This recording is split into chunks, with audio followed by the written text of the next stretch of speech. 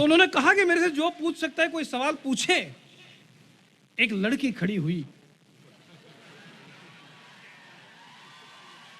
और उसने भी ऐसा सवाल पूछा कि वो सेना में भर्ती होना चाहती। मतलब पुरुषों के लिए शौर्य दिखाने की एक ढंग की जगह बची हुई है, महिलाएं उस पर भी कब्जा करना चाहती है।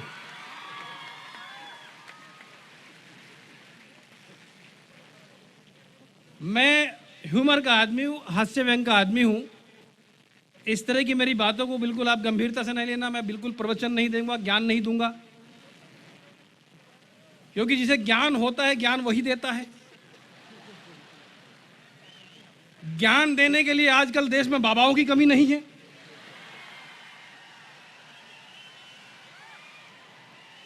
ये अलग बात होती है कि पहले वो थोड़े दिन तक ज्ञान देते हैं, कुछ सालों के बाद उनको पुलिस से ज्ञान प्राप्त करना पड़ता है।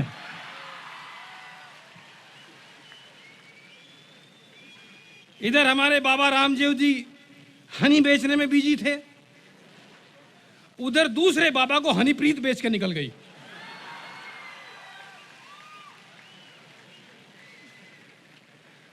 बड़े अच्छे लोग हैं आप, मुझे बेहद खुशी हुई यहाँ आने के बाद। मैं जब अभिजीत पवार साहब से मिला, देखा मैं जब दत्तू भाई की बात सुन रहा था, मैं जब उनसे अभी गेस्ट हाउस में मिला तो मुझे कुछ लाइनें वहाँ बैठे बैठे याद आई कि अभी साजे दिल के तराने बहुत हैं, अभी साजे दिल के तराने बहुत हैं, अभी जिंदगी के बहाने बहुत हैं, और हम क्यों भीख मांगे फन की किसी से जब अपने ही घर में खजाने बहुत हैं।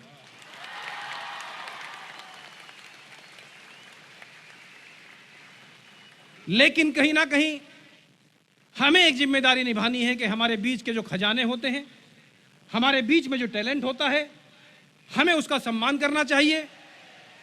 कारण ये होता है कि हम अपने बीच का जो टैलेंट होता है उसको कहीं ना कहीं भुला देते हैं, हम उसका सम्मान नहीं करते हैं। मुझे 4 लाइनें फिर याद आती है कि हमें अपने बीच के जो टैलेंट होता है, अपने बीच का जो प्रतिभा होती है, उसका सम्मान क्यों करना चाहिए कि रुलाओगे मुझे तो मैं आंसू बन के टपकूंगा, रुलाओगे मुझे तो मैं आंसू बन के टपकूंगा, रुलाओगे मुझे तो मैं आंसू बन के टपकूंगा, मुझे मिट्टी किया तो मैं पानी बन के निकलूंगा, और मैं ऐसा खूबसूरत रंग हूं दीवार का अपनी, अगर निकला तो घर वालों की नादानी से निकलूंगा। हमारे घर वाले लोगों को कोई ऐसी नादानी नहीं करनी चाहिए।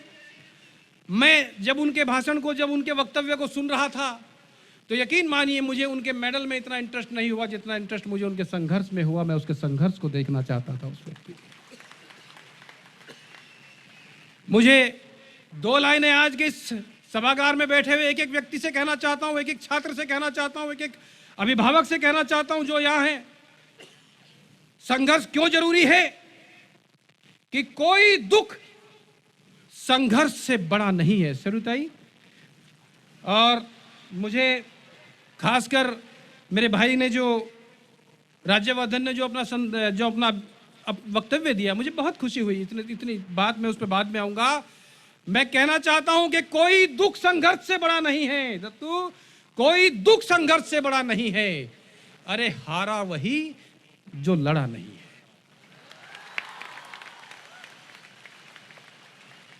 एक व्यक्ति गांव के पोखर में, तालाब में प्रैक्टिस शुरू करता है, और जब वह रियो में जाकर के कहीं ना कहीं कोई कमाल दिखाता है तो हमें पता चलता है कि यह हमारे बीच का व्यक्ति था।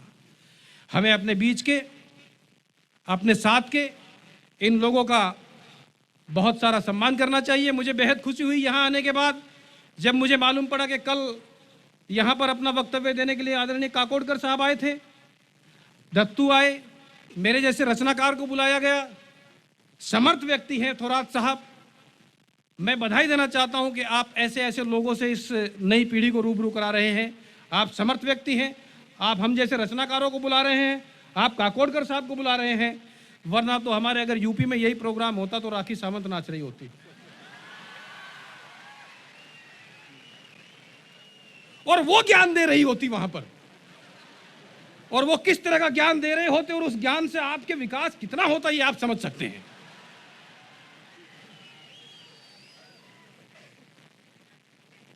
मैं आपसे यह कहना चाहता हूं कि सफलता के लिए कोई शॉर्टकट नहीं होता। परिश्रम, मेहनत, इतने चुपचाप करो कि आपकी सफलता शोर मचा दे, आपको शोर मचाने की जरूरत नहीं है। मुझे बहुत कुछ बातें याद आती हैं जब मंच से कोई बात कहता है। मैं जब मंच पे जाता हूं, कहीं पे कॉलेज में जाता हूं, कभी इस तरह के प्रतिष्ठानों में जाता हूं, अपनी बात कहता हूं, तो कहीं ना कहीं आपको ध्यान से सुनना चाहिए, क्योंकि होता यह है कि हम कोई बहुत गंभीर बात कह देते हैं, वो आप तक नहीं पहुंच पाती है।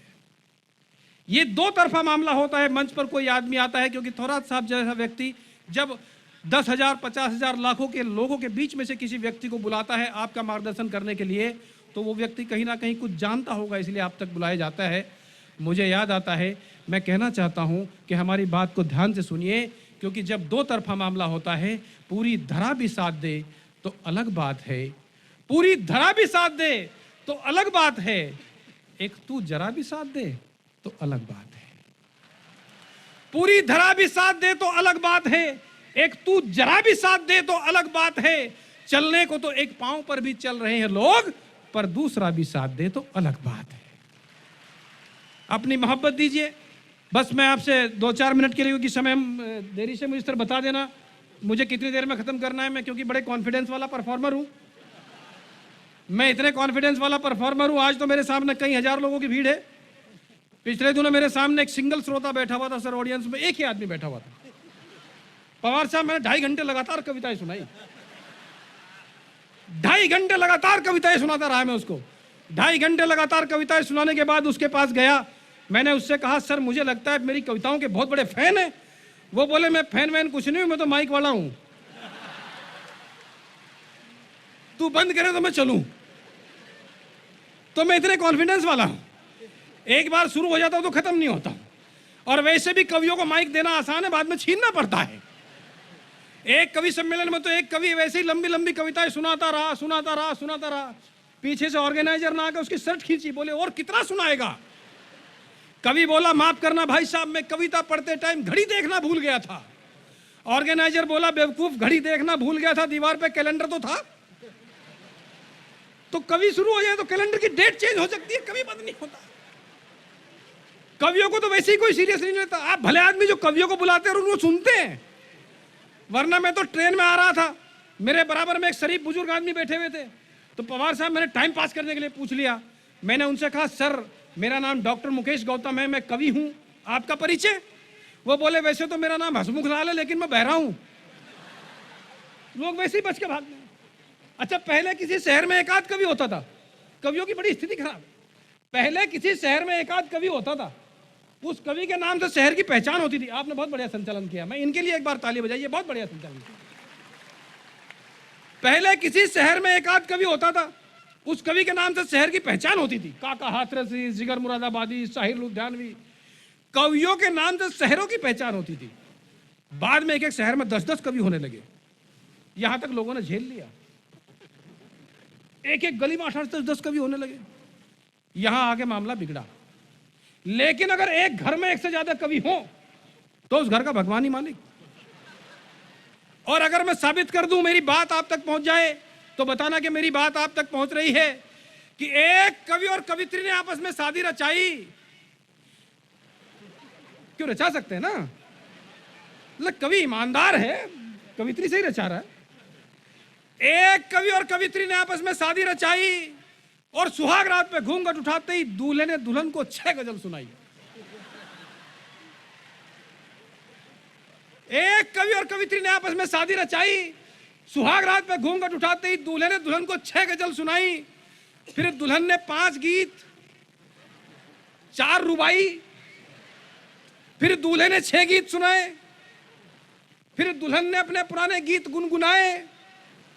दोनों का कवि सम्मेलन रात भर चला, और दोनों ने एक दूसरे को खूब दाद दी। तो दोनों को सुबह याद आया कि आज तो सुहाग रात थी।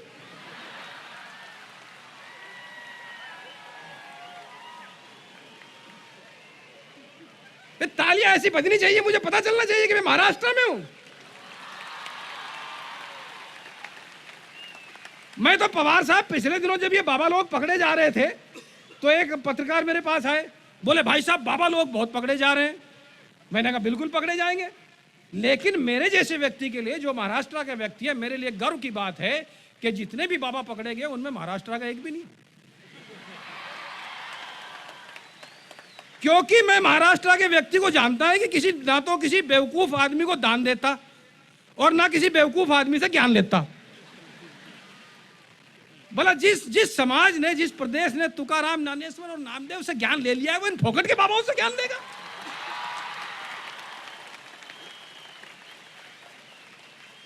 कैसे कैसे बाबा आ गए। मैं तो एक प्रोग्राम में गया, एक प्रोग्राम में वैसे गया, सब लोग ताली बजा रहे थे। ताली बजानी पड़ती है, सब लोग ताली बजा रहे थे। सामने वाली चेयर पर बैठे हुए एक भाई साहब बिल्कुल ताली नहीं बजा रहे थे। मैं उनके पास गया, मैंने कहा भाई साहब थोड़ी सी ताली बजाओ। वो बोले ताली क्यों बजाऊं, पैसे वाला आदमी हूं, ताली बजाने के लिए 4 नौकर हैं। थोड़ी देर के बाद वहां डीजे स्टार्ट हो गया, सब लोग डांस करने लगे।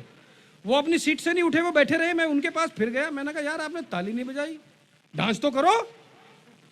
वो बोले आपको बताया ना पैसे वाला आदमी हूं, डांस करने के लिए भी 4 नौकर हैं। महीने भर बाद उनकी शादी हुई।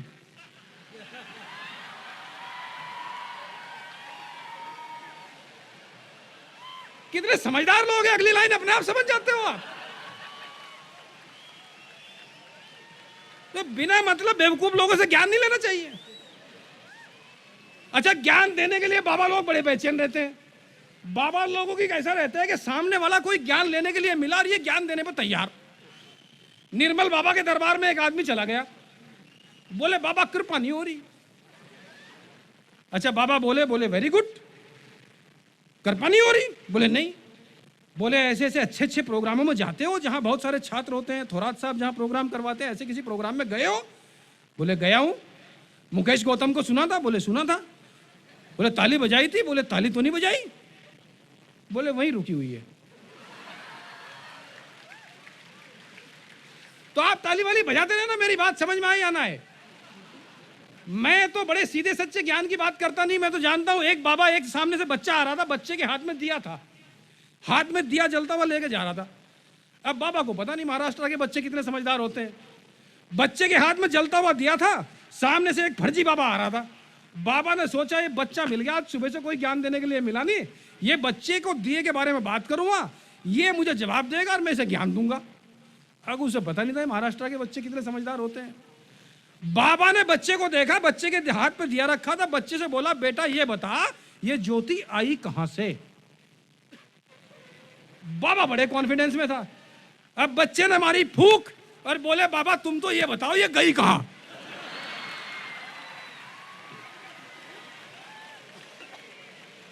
ये होना चाहिए कॉन्फिडेंस आदमी। बड़े अच्छे लोग हैं आप। हाँ बस, बड़े अच्छे लोग हैं आप। मुझे बेहद खुशी हुई जब दत्तू भाषण दे रहा था, उसने अपनी माताजी के बारे में बात की, अपने पिताजी के बारे में बात की। माता पिताजी का सपना जब कोई व्यक्ति पूरा कर देता है तो इससे बड़ा कोई सपना कुछ दुनिया में होता नहीं। आज दत्तू हो या मैं हूं, पवार साहब या जैसे जितने भी लोग, हम लोग देश विदेश की यात्राएं करते रहते हैं। आज यहां, कल वहां, कल इस शहर में, आज उस शहर में, बहुत सारे देश की दुनिया में बहुत सारी जगह जाने का मौका मिलता है। क्यों सफलता मिलती है? मुझे याद आती है 4 लाइनें कि हमारे कुछ गुनाहों की सजा भी साथ चलती है, हमारे कुछ गुनाहों की सजा भी साथ चलती है। मैं अब तन्हा नहीं चलता, दवा भी साथ चलती है। अभी जिंदा है मां मेरी, मुझे कुछ भी नहीं होगा। मैं जब घर से निकलता हूं दुआ भी साथ चलती है। पिताजी नहीं रहे, वो जहां पर है वहां से आशीर्वाद है। माता आपके साथ है, माता जी का आशीर्वाद हमारे साथ के साथ है, क्योंकि बुलंदियां देर तक की शख्स के हिस्से में रहती है। बुलंदियां देर तक की शख्स के हिस्से में रहती है। बहुत ऊंची इमारत हर घड़ी खतरे में होती है, बहुत ऊंची इमारत हर घड़ी खतरे में रहती है। ये ऐसा कर्ज है जिसको मैं अदा कर नहीं सकता, ये ऐसा कर्ज है जिसको मैं अदा कर नहीं सकता। मैं जब तक घर ना लौटूं मेरी मां सजदे में रहती है। बस 2-3 मिनट आपकी और लूंगा। इन 2-3 मिनट में मैं तो बहुत सारा बोल सकता हूं, लेकिन क्योंकि समय बहुत कम है, मैं बहुत जल्दी आपसे एक अनुरोध करना। आजकल सोशल मीडिया का दौर है। उसने कहा कि 2014 में उसने मोबाइल फोन लिया, स्मार्टफोन। यहां तो आजकल ये है कि स्मार्टफोन के बिना लोग सांस भी नहीं ले पाते। एक सबसे बड़ा सोशल मीडिया, सोशल मीडिया का आप अच्छा इस्तेमाल कर सकते हैं, कैरियर निर्माण में इस्तेमाल कर सकते हैं, सीखने में इस्तेमाल कर सकते हैं, लेकिन समय खराब करने में अगर आप सोशल मीडिया पे, ये बड़ी खतरनाक चीज है सर फेसबुक। आप इसे कहते हैं फेसबुक, मैं इसे कहता हूं फेकबुक। 95% बातें झूठी कि ये फेसबुक भी बड़े कमाल की चीज है, ये फेसबुक भी बड़े कमाल की चीज है। जिसने कॉलेज की बुक का फेस नहीं देखा उसके फेसबुक पर अकाउंट 130 है। जिसने कॉलेज की बुक का फेस नहीं देखा उसके फेसबुक पर अकाउंट 130 है। फेसबुक अकाउंट रखना आजकल फैशन है, ट्रेंड है। पासबुक में भले ही 500 रुपए ना हो, फेसबुक पर पूरे 5000 फ्रेंड है। पासबुक में भले ही 500 रुपए ना हो, फेसबुक पर पूरे 5000 फ्रेंड है। फेसबुक अकाउंट होल्डर गजब के चालू हैं, प्रोफाइल फोटो सलमान खान जैसा लगाते हैं, शक्ल से भले ही लालू है। फेसबुक अकाउंट होल्डर दिमाग कम आंख ज्यादा चलाते हैं। कोई अपने बाप के मौत की खबर भी लिख दे तो 1 घंटे में 400 लोग लाइक कराते हैं। 1 घंटे में 400 लोग लाइक कराते हैं। पिछले दिनों फेसबुक पर एक लड़के ने अपनी शादी का कार्ड पोस्ट कर दिया। 1 घंटे में 40 दोस्तों ने आपके जीवन में ये अवसर बार बार आए ऐसा लिख दिया। आपके जीवन में अवसर बार बार आए ऐसा लिख दिया। फेसबुक पर एक लड़के लड़की की दोस्ती हुई, दोस्ती बड़ी गहरी हुई, यानी दोनों ने आपस में शादी करने का फैसला किया और शादी की बात को फाइनल करने एक दिन दोनों के दोनों पहुंचे एक होटल में मिलने और दोनों की पोल खुल गई। दोनों के दोनों पति पत्नी निकले। दोनों की पोल खुल गई, दोनों के दोनों पति पत्नी निकले। शादी करने का दोनों का उत्साह पल भर में खाक हो गया। शादी तो क्या करते, अगले दिन दोनों का तलाक हो गया।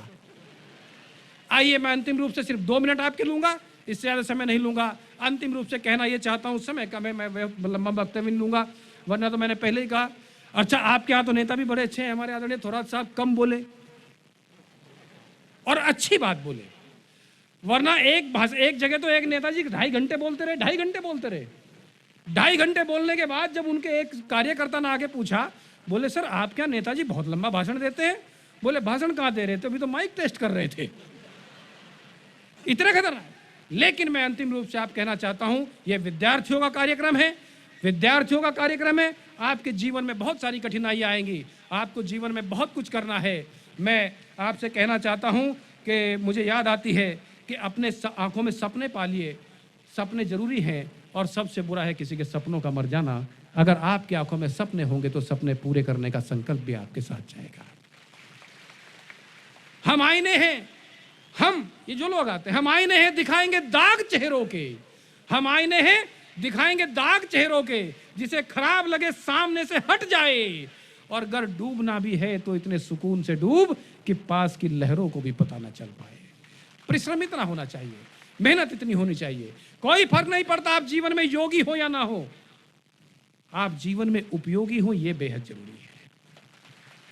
कोई फर्क नहीं पड़ता आपने जीवन में वेद पढ़े हो या ना पढ़े हो, आप सामने वाले की वेदना पढ़नी सीख लीजिए। जीवन में यह बहुत जरूरी है। बदलाव आया, बदलाव के नाम पर कितना बदलाव आया। पहले हमने शहरों के नाम बदले, कस्बों के नाम बदले, सड़कों के नाम बदले। पिछले दिनों हमने दिल्ली में औरंगजेब मार्ग का नाम बदलकर एपीजे अब्दुल कलाम मार्ग कर दिया। तो मेरे जैसे व्यंग्यकार को एक लाइन कहने का मौका मिला कि कोई फर्क नहीं पड़ता हम औरंगजेब मार्ग पर चलें या एपीजे अब्दुल कलाम मार्ग पर चलें, फर्क जब पड़ता है जब हम एपीजे अब्दुल कलाम के बताए हुए मार्ग पर ना चलें। समय बदल गया है। पहले दोस्तों के साथ टाइम का पता नहीं चलता था, अब टाइम पर दोस्तों का नहीं चलता। पहले अगर दो लोग मिलते थे तो तीसरे की बात करते थे, 2 लोग झगड़ते थे तो तीसरा छुड़ा देता था। अब 2 झगड़ते तो तीसरा वीडियो बनाता है। समय बदल गया है, इसलिए कहना चाहता हूं समय बदल गया कि जरूरी नहीं कि हर वक्त लबों पर भगवान का नाम आए। वो लम्हा भी पूजा है जब इंसान इंसान के काम आए। जरूरी नहीं कि हर वक्त लबों पर भगवान का नाम आए, वो लम्हा भी पूजा है जब इंसान इंसान के काम आए। इत्र से परफ्यूम से कपड़ों को महकाना बड़ी बात नहीं, बात तो तब है जब आपके किरदार से खुशबू आए। कहीं ना कहीं अपने कैरेक्टर को महकाइए, कहीं ना कहीं आपका चरित्र महकना चाहिए, कहीं ना कहीं पता चलना चाहिए कि जब आप यहां से निकल के जाएं कि आप किस कॉलेज से निकल कर आए, आप किस संस्थान से निकल कर आए। जब आप किसी दूसरे संस्थान में जाएंगे, जब आप टीएसएस में जाएंगे तो तो ये पता चलना चाहिए कि आप जिस कॉलेज से निकल कर आए हैं वहां कहीं ना कहीं आपके साथ आदरणीय थोराट साहब के संस्कार आपके साथ जाने चाहिए। सिर्फ 40 सेकंड आपके लेना चाहता हूं, कहना यह चाहता हूं कि जीवन में नहीं लास्ट 40, ऐसा कहते कहते मैंने 25 मिनट बोल दिया। ये होता है कॉन्फिडेंस, ये कॉन्फिडेंस होना चाहिए। लेकिन नहीं, अब सच में 40 मिनट 40 सेकंड कहना यह चाहता हूं कि जीवन में कोई बड़ा नहीं होता, कोई छोटा नहीं होता। आदमी का काम उसको बड़ा बना देता है, आदमी का काम उसको छोटा कर देता है। आदमी का काम उसको बड़ा बनाता है। आदमी 10 बाई 10 की एक छोटी सी जगह पर बैठकर महान काम कर सकता है, कार्टून बना सकता है, पेंटिंग कर सकता है, क्रिएटिव काम कर सकता है, आर्टिकल लिख सकता है, कोई भी ड्राइंग कर सकता है, कोई भी महान काम कर सकता है। और आदमी 1100 एकड़ के धार्मिक डेरे में बैठकर भी घटिया काम कर सकता है। कहना यह चाहता हूं कि जीवन में जब कोई आपकी जब भी कोई आपकी तारीफ करे, जब आपकी प्रशंसा करे, एक संदेश की बात आपके बीच कहकर जाना चाहता हूं। कहना यह चाहता हूं कि जीवन में जब कोई आपकी प्रशंसा करे, आपकी तारीफ करे, आपको फूलना नहीं है। और जब कोई आपकी आलोचना करे, अपनी आलोचना को पीना सीखिए। मेरा दावा है, जिस दिन आप अपनी आलोचना को पीना सीख जाओगे, उस दिन आप सचमुच जीना सीख जाओगे। कोई बड़ा नहीं होता, कोई छोटा नहीं होता। आदमी का काम उसको बड़ा बना देता है, आदमी का काम उसको छोटा कर देता है। एक होती है नदी, एक होता है सागर। दोनों को प्रतीक बनाकर मैंने एक बात कही है, बात आप तक पहुंच जाए, आपके जीवन में कहीं काम आ जाए। तो याद रखना कि मैंने कोई बात कही थी कि मैंने कल कल कर बहती हुई एक नदी से कहा, बहुत सुंदर हो तुम। ध्यान रखिएगा, आपकी तारीफ हो तो फूलना नहीं है। मैंने कल कल कर बहती हुई एक नदी से कहा, बहुत सुंदर हो तुम। नदी किनारों से जोर से टकराई। मैंने प्रशंसा की नदी के निर्मल जल की। नदी ने अपने प्रवाह को और तेज कर दिया। मैंने प्रशंसा की नदी के विस्तार और गहराई की। नदी फिर किनारों से जोर से टकराई। फिर मैंने नदी से समुद्र की चर्चा की। फिर मैंने नदी से समुद्र की चर्चा की, समुद्र के अथाह विस्तार और गहराई की। तो नदी नाराज हो गई, भला कोई मुझसे अधिक विस्तारित, मुझसे अधिक गहरा कैसे हो सकता है। नाराज होकर किनारों से टकराकर बहने लगी थी नदी। मैं सागर के पास गया, मैंने सागर से उस नदी की चर्चा की। तो सागर खुश हुए, बोले जब वापस जाओ तो उस नदी को मेरा प्रणाम कहना, क्योंकि वो नदियां हैं इसलिए मैं हूं। ताली ढंग की बजनी चाहिए, पता चल रहा है। सागर खुश हुए, बोले जब वापस जाओ तो उस नदी को मेरा प्रणाम कहना, वो नदियां हैं इसलिए मैं हूं। वो छोटी है पर मीठी है। मैं विशाल, गहरा हूं, खारा हूं, ठहरा हूं। कहने को एक कविता है, एक लघु कथा है, लेकिन मुझे लगता है कि जीवन का सच्चा पता है। बड़ा वो नहीं जो बड़ा होने का अभिमान करे, बल्कि बड़ा वो है जो सबको साथ लेकर चले और सबका सम्मान करे। बहुत बहुत धन्यवाद, बहुत बहुत शुक्रिया आप लोग।